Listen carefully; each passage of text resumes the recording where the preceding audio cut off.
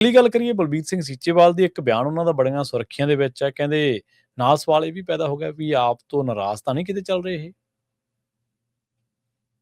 ਪ੍ਰਵੀਨ ਜੀ, ਆਮ ਆਦਮੀ ਪਾਰਟੀ ਨੇ ਪੰਜਾਬ ਤੋਂ 7 ਸੰਸਦ ਮੈਂਬਰ ਭੇਜੇ, ਜੀ ਜੀ। ਰਾਜ ਸਭਾ ਮੈਂਬਰ ਜਿਹੜੇ ਸਾਡੇ ਕੋਟੇ ਚ ਆਉਂਦੇ ਆ, ਉਹ ਸਾਰੇ ਆਮ ਆਦਮੀ ਪਾਰਟੀ ਦੇ ਗਏ ਕਿਉਂਕਿ ਐਮਐਲਏ ਵੱਧ ਉਹਨਾਂ ਦੇ ਕੋਲ ਸੀਗਾ ਸਾਰਾ ਕੁਛ।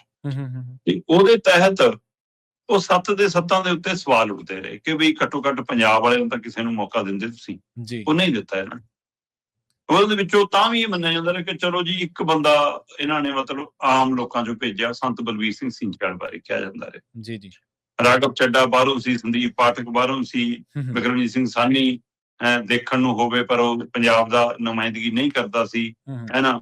ਹੁਣ ਅਸ਼ੋਕ ਮਿੱਤਲ ਦੀ ਗੱਲ ਕਰ ਲਓ, ਤੁਸੀਂ ਭੱਜੀ ਦੀ ਗੱਲ ਕਰ ਲਓ, ਫਿਰ ਰਜਿੰਦਰ ਗੁਪਤਾ ਨੂੰ ਸੰਜੀਵ ਅਰੋੜਾ ਦੀ ਥਾਂ ਤੇ ਭੇਜਤਾ, ਉਹਦੀ ਗੱਲ ਕਰ ਲਓ। ਜੀ ਜੀ। ਸੋ ਇਸੇ ਤਰ੍ਹਾਂ ਫਿਰ ਬਲਬੀਰ ਸਿੰਘ ਸਿੰਚਾਲ ਸੀ ਜਿਹੜੀ ਕਹੀ ਜਾਂਦੀ ਸੀ ਕਿ ਟਿਕਟ ਵਿਕੀ ਨਹੀਂ, ਚਲੋ ਇਹ ਇੱਕ ਮਾਨਤਾਨ ਵਜੋਂ ਗਈ ਆ, ਬਾਕੀ ਮਤਲਬ ਇਹ ਸੀ ਨਾ ਕਿ ਸੌਦੇ ਹੋਏ ਨੇ ਜੀ ਜੀ, ਜਾਂ ਮੂੰਹ ਦੇਖ ਕੇ ਮਤਲਬ ਕਿ ਹੈ ਨਾ ਚਲੋ ਭਰੋਸੇ ਲੱਗੇ ਨੇ। ਹੁਣ ਹੋਇਆ ਕੀ ਕਿ ਪੰਜਾਬ ਤੋਂ 6 ਤੇ 1 ਦਿੱਲੀ ਵਾਲਾ 7 ਰਾਜ ਸਭਾ ਮੈਂਬਰ ਇਕੱਠੇ ਛੱਡ ਗਏ ਇਹਨਾਂ ਦੇ, ਤੇ ਉਹ ਬੀਜੇਪੀ ਚਲੇ ਗਏ। ਰਾਘਵ ਚੱਡਾ ਵੀ ਗਿਆ, ਸੰਦੀਪ ਪਾਠਕ ਵੀ ਗਿਆ, ਅਸ਼ੋਕ ਮਿੱਤਲ ਵੀ ਗਿਆ, ਹਰਭਜਨ ਸਿੰਘ ਵੀ ਗਿਆ, ਰਜਿੰਦਰ ਗੁਪਤਾ ਵੀ ਗਿਆ, ਸਾਨੀ ਵੀ ਗਿਆ, ਤੇ ਨਾਲ ਸਵਾਤੀ ਮਾਲੀਵਾਲ ਵੀ ਚਲੀ ਗਈ। ਪਿੱਛੇ ਬਚੇ ਇਹਨਾਂ ਕੋਲ 3 ਰਾਜ ਸਭਾ ਮੈਂਬਰ, ਇੱਕ ਪੰਜਾਬ ਤੋਂ ਬਲਬੀਰ ਸਿੰਘ ਸਿੰਚੇਵਾਲ ਤੇ 2 ਦਿੱਲੀ ਤੋਂ ਸੰਜੇ ਸਿੰਘ ਤੇ ਗੁਪਤਾ। ਹੁਣ ਜੋ ਰੁਖ ਬਲਬੀਰ ਸਿੰਘ ਸਿੰਚੇਵਾਲ ਨੇ ਅਪਣਾਇਆ, ਕੀ ਉਹਨਾਂ ਦੇ ਉੱਤੇ ਹੁਣ ਭਗਵਾ ਰੰਗ ਚੜੂਗਾ? ਜੀ ਸਹੀ ਹੈ।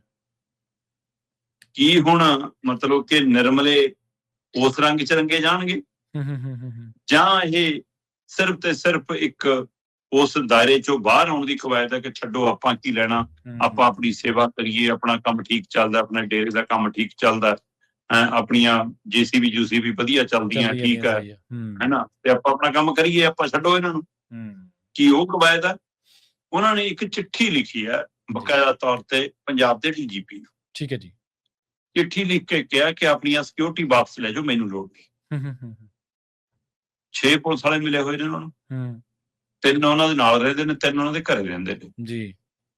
ਉਹ ਕਹਿੰਦੇ ਵੀ 3 ਇੱਕ ਥਾਣੇ ਵਾਲੇ ਲੈ ਲਓ, 3 ਦੂਏ ਥਾਣੇ ਲੈ ਲਓ, ਘੱਟੋ ਘੱਟ ਇਸ ਇਲਾਕੇ ਦੇ ਵਿੱਚ ਕੰਮ ਕਰ ਲਓ, ਕਿਉਂਕਿ ਲੋਕਾਂ ਦੇ ਵਿੱਚ ਬਹੁਤ ਦਹਿਸ਼ਤ ਹੈ, ਲੋਕਾਂ ਦੇ ਵਿੱਚ ਬਹੁਤ ਡਰ ਹੈ, ਤੇ ਬਹੁਤ ਥਾਵਾਂ ਦੇ ਉੱਤੇ ਵਾਰਦਾਤਾਂ, ਲੁੱਟਾਂ ਖੋਹਾਂ, ਚੋਰੀ ਤਾਰੀ, ਕੁੱਟ ਮਾਰ, ਜੇ ਉਹ ਇੰਨਾ ਕੁਛ ਹੋ ਰਿਹਾ, ਤੇ ਮੈਂ ਸਿਕਿਉਰਿਟੀ ਰੱਖ ਕੇ ਕੀ ਕਰਨੀ? ਸਿਕਿਉਰਿਟੀ ਜਿਹਨਾਂ ਨੂੰ ਲੋੜ ਉਹਨਾਂ ਨੂੰ ਦਿਓ, ਆਮ ਪਬਲਿਕ ਲਈ ਕੰਮ ਕਰੋ।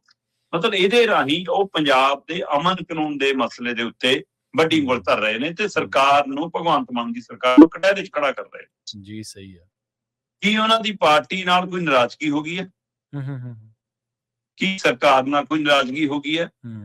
ਕੀ ਦੂਸਰੇ ਪਾਸੇ ਮਿੰਨਤ ਤਰਲਾ ਵੱਡਾ ਹੋ ਗਿਆ, ਜਿੱਧਰ ਬਾਕੀ ਗਏ ਉਹ ਪਲੜਾ ਭਾਰੀ ਹੋ ਗਿਆ ਕਿ ਆਪਾਂ ਵੀ ਉਧਰ ਨੂੰ ਚੱਲੀਏ? ਸਹੀ ਹੈ। ਜਾਂ ਸੱਚਮੁੱਚ ਜੇ ਛੱਡਣੀ ਸੀ ਫਿਰ ਸਿਕਿਉਰਿਟੀ ਕਿਉਂ ਰਾਜ ਸਭਾ ਵੀ ਛੱਡ ਕੇ ਆ ਜਾਂਦੇ? ਫਿਰ ਆਪਾਂ ਅਜਿਹਾ ਕਿਹੜਾ ਤੀਰ ਮਾਰ ਲਿਆ ਕਿ ਆਪਾਂ ਉਹਦੇ ਵਿੱਚ ਕੁਛ ਐਡਾ ਵੱਡਾ ਕੰਮ ਕਰ ਲਿਆ ਕਿ ਜੇ ਅਸੀਂ ਨਾ ਹੋਏ ਤਾਂ ਕੁਛ ਨਹੀਂ ਰੁਕ ਜੂਗਾ? ਸੋ ਦੱਸੋ, ਜਾਂ ਤਾਂ ਇਹ ਦੱਸ ਦਿਓ ਕਿ ਹਾਂ ਮੈਂ ਆਹ ਵੱਡੇ ਸਵਾਲ ਖੜੇ ਕੀਤੇ ਨੇ ਪੰਜਾਬ ਦੇ ਹਵਾਲੇ ਨਾਲ, ਮੇਰੀ ਸੁਣਵਾਈ ਨਹੀਂ ਹੋਈ ਉੱਥੇ। ਜੀ ਜੀ। ਸੋ ਇਸ ਲਈ ਸਿਕਿਉਰਿਟੀ ਛੱਡਣੀ ਹੋਵੇ ਰਾਜ ਸਭਾ ਵੀ ਛੱਡੀ ਜਾ ਸਕਦੀ ਹੈ, ਜਾਂ ਫਿਰ ਇਹਦੇ ਪਿੱਛੇ ਕੋਈ ਹੋਰ ਰਾਜ ਹੈ ਤਾਂ ਹੁਣ ਆਉਂਦੇ ਸਮੇਂ ਖੁੱਲੂਗਾ। ਫਿਲਹਾਲ ਉਹਨਾਂ ਨੇ ਆਪਣੀ ਸਰਕਾਰ ਨੂੰ ਕਟਹਿਰੇ ਚ ਖੜਾ ਕਰਦਿਆਂ ਅਮਨ ਕਾਨੂੰਨ ਦੇ ਹਵਾਲੇ ਨਾਲ, ਖਾਸ ਕਰਕੇ ਕਹਿੰਦੇ ਬਈ ਦੇ ਨੇੜੇ ਤੇੜੀ ਲੁੱਟਾਂ ਖੋਹਾਂ ਬਹੁਤ ਹੋਈ ਜਾਂਦੀਆਂ, ਉੱਥੇ ਹੀ ਤੈਨਾਤ ਕਰ ਦੋ। ਕਹਿੰਦੇ ਇਹਨਾਂ ਨੂੰ ਮੇਰੇ ਨਾਲ ਤੈਨਾਤ ਕਰਨ ਦੀ ਬਜਾਏ, ਮੈਨੂੰ ਲੋੜ ਨਹੀਂ, ਮੈਨੂੰ ਕੋਈ ਡਰ ਭੈ ਨਹੀਂ। ਸੋ ਪਰ ਇਹ ਲੰਮਾ ਸਮਾਂ ਬੀਤਣ ਤੋਂ ਬਾਅਦ ਇਹ ਪ੍ਰਕਿਰਿਆ ਚ ਫੈਸਲਾ ਲੈਣਾ, ਇਹਦੇ ਲੋਕ ਰਾਜਨੀਤਿਕ ਅਰਥ ਵੀ ਲਾ ਰਹੇ ਨੇ, ਸਮਾਜਿਕ ਅਰਥ ਵੀ ਲਾ ਰਹੇ ਨੇ। ਆਉਂਦੇ ਸਮੇਂ ਜ਼ਰੂਰ ਦਾ ਦੁੱਧ ਤੇ ਪਾਣੀ ਦਾ ਪਾਣੀ ਹੋ ਜਾਏਗਾ, ਪਰ ਚਰਚਾ ਖੂਬ ਹੈ ਜੀ ਕਿ ਇੱਕ ਰਾਜ ਸਭਾ ਮੈਂਬਰ ਹੋਰ ਨਾਰਾਜ਼ ਹੋ ਗਿਆ ਆਮ ਆਦਮੀ ਪਾਰਟੀ ਦਾ ਜੀ। ਮੈਨੂੰ ਲੱਗਦਾ ਪੰਜਾਬ ਚੋਂ ਅਖੀਰਲੀ ਨਹੀਂ ਸ਼ਾਇਦ। ਬਿਲਕੁਲ ਬਿਲਕੁਲ, ਸ਼ਾਇਦ ਕੀ ਪੱਕਾ ਹੀ ਨੇ। ਹਾਂਜੀ। ਦੂਜੀ ਗੱਲ ਇਹ ਆ ਵੀ ਚੋਣਾਂ ਆ ਰਹੀਆਂ ਨੇ ਨੇੜੇ ਸ਼ਰਮਾ ਜੀ, ਬਹੁਤ ਸਾਰੇ ਇਸ ਤਰ੍ਹਾਂ ਦੀ ਨੈਤਿਕਤਾ ਜਾਗੂਗੀ, ਬਹੁਤ ਸਾਰੇ ਆਦਰਸ਼ੀ ਬਿਆਨ ਵੀ ਆਉਣਗੇ, ਆਪਾਂ ਨੂੰ ਪਤਾ ਹੀ ਹੈ।